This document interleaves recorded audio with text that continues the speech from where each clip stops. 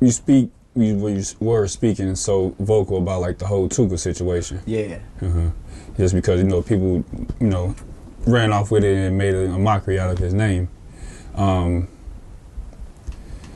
you flipped that with King Von, attacking his persona, should I say that, the rapper persona. Yeah.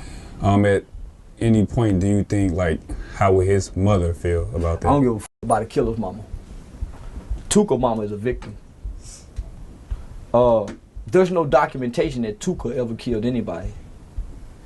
You never hear Tuka enemies say Tuka was a killer. He was a stepper.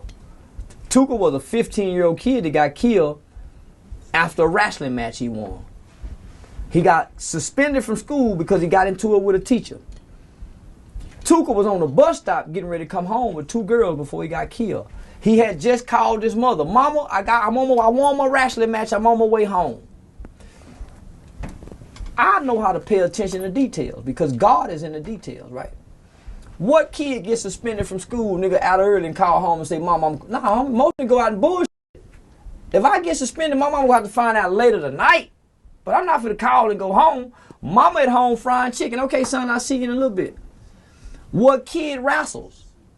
What black kid, different kind of kids get into wrestling. So you got this kid over here, then you look at King Von. How can you compare the two? You got one mother pleading, said, "I only moved into this neighborhood to give my son a better life." Even when he moved over here, the kid that y'all think he a part of, he had to fight them at first.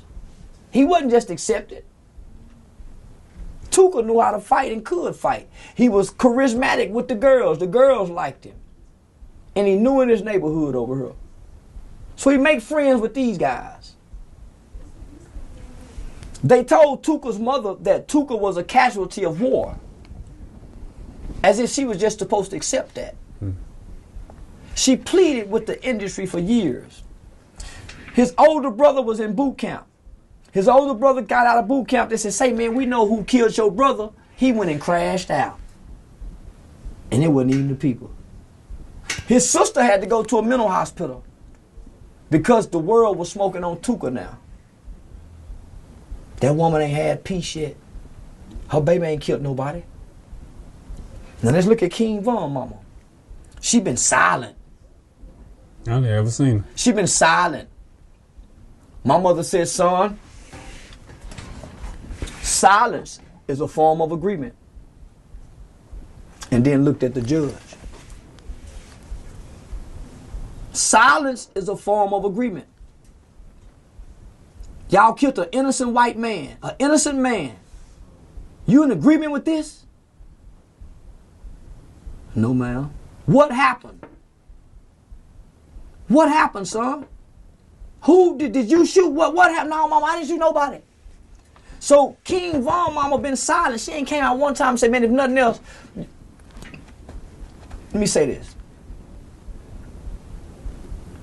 That little kid Sammy, little R&B kid singer Sammy, his mother was just charged for shooting another woman in the stomach for 2nd-degree murder. I was strolling on the internet and it says Sammy speaks. One of the first things I looked for to see if he was going to address and acknowledge the victim's family.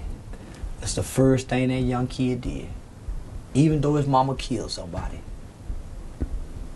He said, "I don't know what happened, so I ain't even going to speak on it." But you know what he did? He addressed the victims.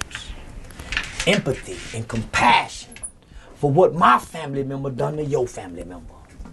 We don't become enemies because my family member made a choice to, no, we're not going to divide us like that. My mama said, "Son, my brother been in prison for 31 years, nigga, on a capital murder case. Killing a nigga. Killed the nigga point blank range. Been in prison 31 years. My mama been to see that nigga every month for 31 years. She never complained when he called and said, "Mama, they doing this to me.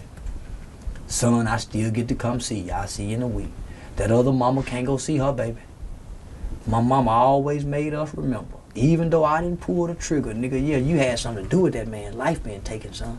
You just as responsible. You just as responsible.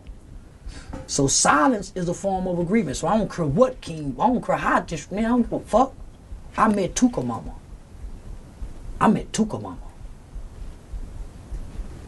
So, boy, when you meet Tuka Mama, it's like meeting Coretta Scott King when you see her spirit. All she ever asked for them people, homie, just to let her son rest in peace. And they offered her 2 concert tickets. She would call the radio stations and everything.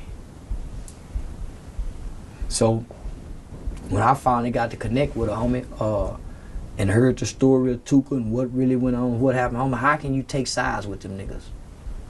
How can you take sides with them niggas? FBG Duck was just a kid who was, him and Tuka was good friends. So this is his response to his best friend being killed when he should have been in counseling.